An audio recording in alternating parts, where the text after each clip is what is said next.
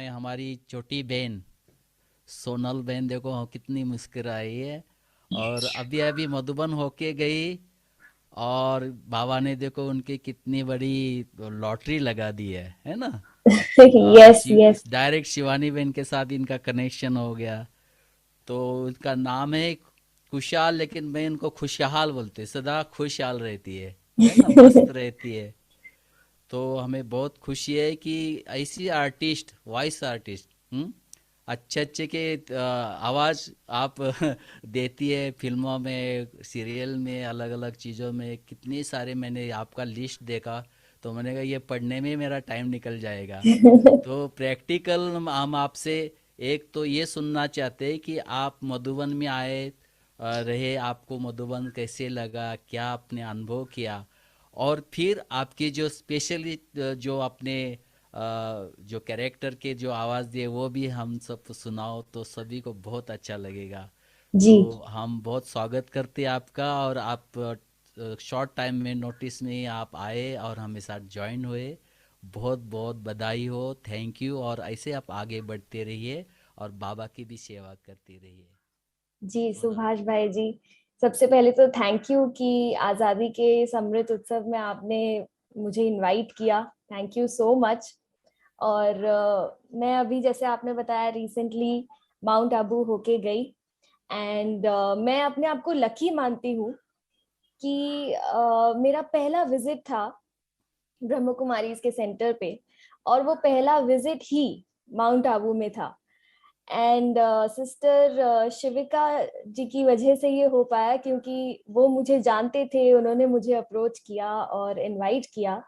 And मैं बहुत खुश थी और मैंने सीधा हाँ बोल दिया। मैंने ऑनलाइन समर कार्निवल जो था, समर कैंप, उसमें बच्चों से बातचीत की थी ऑनलाइन, और विंटर कार्निवल में मैं वहां पर मुझे मौका मिला आकर, आप लोगों से भी भेंट हुई। सतीश भाई जी भी जो हैं अभी, इतना अच्छा उन्होंने सुनाया गीत, उनसे भी मेरी भेंट हुई, मुलाकात हुई। सब भाइयों बहनों से बहुत अच्छा लगा। मेरा एक्सपीरियंस इतना अच्छा था, I think I came back as a different person from there. और मैं सोचती हूँ कि शायद बाबा चाहते थे कि जब मेरी सिस्टर शिवानी से भी आपने बात करवाई, तो मैं आपको बता नहीं सकती कि मैं बिलीव नहीं कर पाई कि मेरी उनसे बात हो रही है, क्योंकि मैंने उनके वीडियोस बहुत देखे हैं।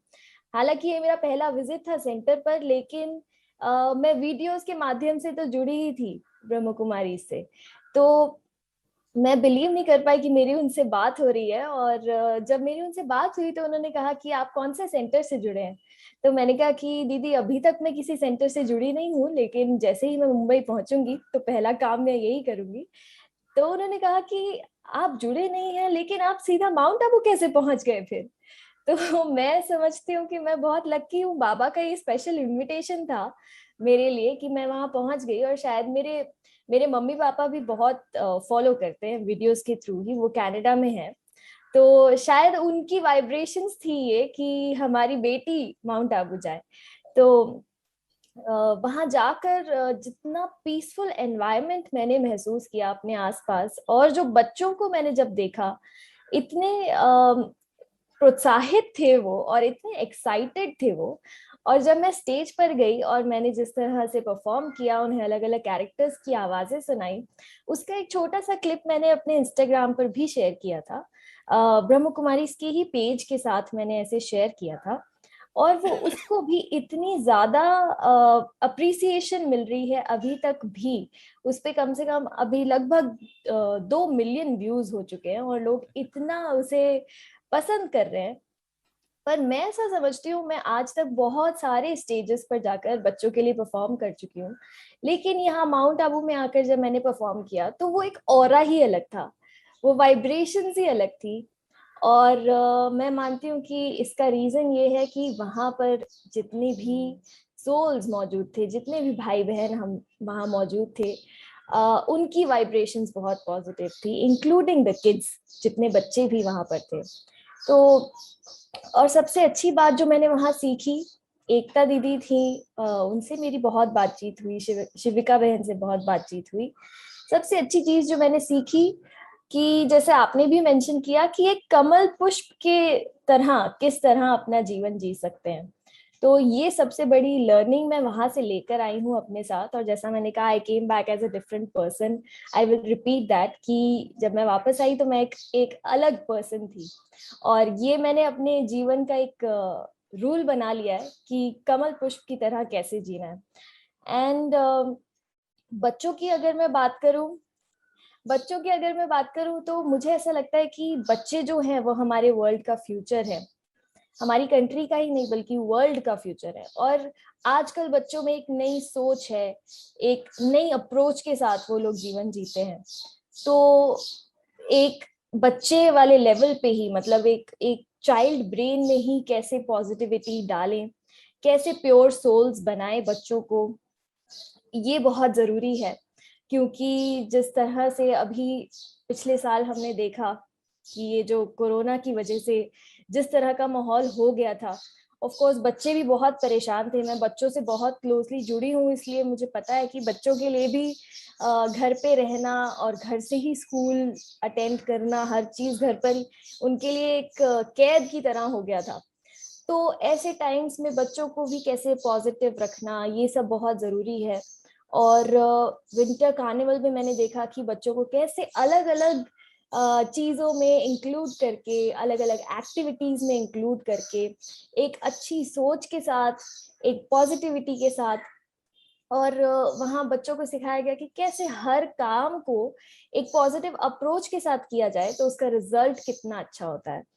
तो मैं यही कहूंगी कि मेरा वहां पे एक्सपीरियंस इतना अच्छा रहा कि वहां से मेरा एक दिन का वो ट्रिप था।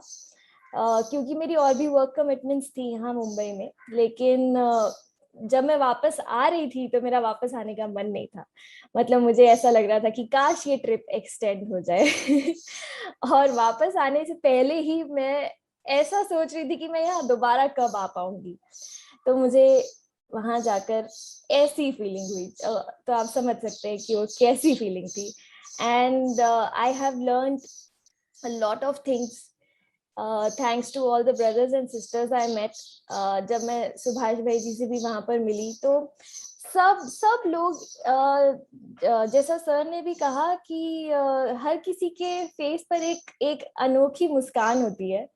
तो वो भी मुझे बहुत अच्छा लगा। मैंने बहुत कुछ सीखा वहां से।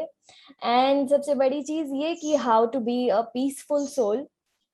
एंड एक दीदी ने हमें ये भी सिखाया कि कैसे एक फैमिली में जब आप रहते हैं तो ये मैंने एक चीज सीखी है जो मैं शेयर करना चाह रही हूँ कि जब हम एक फैमिली में रहते हैं तो हमें पता होना चाहिए कि कब हमें अपना व्यू बताना है और कब हमें उस चीज को एक्सेप्ट कर लेना है, चुप रहना है। तो कब कब आपको कॉन्फिडेंटली अपना व्यू देना है वो भी आपको पता होना चाहिए, और कब आपको एक्सेप्ट करके उसे अच्छे से एक्सेप्ट कर लेना है वो भी आपको पता होना चाहिए। तो बहुत सारी ऐसी छोटी छोटी लेसन्स थे जो मैं वहां से लेकर आई हूँ।